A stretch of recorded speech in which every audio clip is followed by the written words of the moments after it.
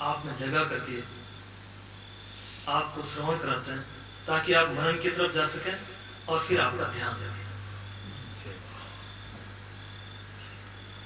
प्रेम की पराकाष्ठा को सद्गुरु ही समझता है। हम प्रेम शब्द को ही जानते हैं, उसके महत्व को, उसकी गुणवत्ता को हमें अपनी ओर खींचते हैं। और यदि गहरा देखा जाए तो कबीर ने भी कहा है कि गुरु गोविंद दो खड़े काके लागू पाए, बलिहारी गुरुदेव की गोविंद ही होता है। लेकिन मैं तो ये कहूंगा कि गोविंद ही गुरु बनकर के आए या गुरु ही गोविंद है, एक ही बात है, दो नहीं है यार। इसको बनाने से पूर्व सृष्टि को बनाया, सृष्टि में शरीर के अनुकूल सुविधा पहले से रख दी। हमने भले मांगा होगा उससे, सब कुछ देने के बाद भी हम मांगते रहे, लेकिन उसने परिपूर्ण सब कुछ दे दिया। क्या ये उसका प्रेम नहीं है? वृक्षों से उतना ही प्रेम उसका, पशु पक्षियों से उतना ही प्रेम है, पहाड़ों से, नदियों से, नालों से, चांद सितारों से। एक पुष्प को खिलाता है तो उतने ही प्रेम से खिलाता है जितना हमें बनाता है, हमें चलाता है, हमें रक्षा करता है। प्रेम की वजह से ही जीवन है, जीवन का प्राण प्रेम ही है। और यदि हम इस प्रेम को पहचान गए तो परमात्मा दूर नहीं है। परमात्मा और प्रेम एक ही बात है। मैं तो यहां तक कहूंगा कि प्रेम परमात्मा का प्राण है। यदि परमात्मा से प्रेम निकाल दो तो परमात्मा भी मुर्दा है, कुछ काम का नहीं है। इस प्रेम आपकी भाषा बोलता है, आपकी तरह रहता है और उस प्रेम में आपको सराबोर कर देता है, वही सदगुरु। जो सदगुरु आपको नियम दे, विधियां दे, सिद्धांत दे, तर्क सिखाए, वो भटका, वो गुरु कह सकता है, सदगुरु नहीं है। प्रेम का प्रवाह जिसमें निरंतर चल रहा है। अब ये ढंग हो सकता है उसके अलग अलग, कभी व्यवहार के ढंग से सिखाए, कभी कोई क्रिया देकर के सिखाए, कभी कोई शब्द बोध देकर के सिखाए, कभी सिद्धांत बता करके सिखाए, कभी नियम और अनुशासन में ला करके सिखाए।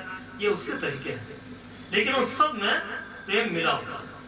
हम समझ नहीं पाते, हम अपने ढंग से अर्थ निकाल लेते हैं, इसलिए थोड़ा चूक भी जाता है, थोड़ा अलगाव भी हो जाता है, थोड़ी देर भी लग जाती है। ज्ञानी कहते हैं वो भी यदि चिंतन से प्रेम न करे, यदि खोजी ना हो, खोजी में पूरी रुचि लेकर के गहरा ना उतरे, उसके प्रति उसका प्रेम ना हो, वो भी अधूरा रह जाता है। और फिर भक्त तो प्रेमी होता ही है, वो तो निरंतर उस प्रेम के पथ पर चल करके अपने भगवान से मिलने के लिए आतुर रहता है। तो चाहे कैसी भी गतिविधि हो, कैसा भी मार्ग हो, प्रेम मुख्य है। जहां आपको प्रेम की झलक दिखाई दे तो समझना कि परमात्मा उसके आसपास नजदीक है और उससे आप जो है एक संग होकर के साथ साथ चलने का दृढ़ संकल्प करिए। प्रेम में आप जितने गहरे उतरेंगे स्वतः ध्यान लग जाएगा, स्वतः शांति आ जाएगी, स्वतः आनंद छलकने लगेगा। अब आपको मालूम हुआ होगा कि प्रेम क्या है। अब ये शब्दों से कहा नहीं जाता, अंदर अंदर एहसास करने की बात है।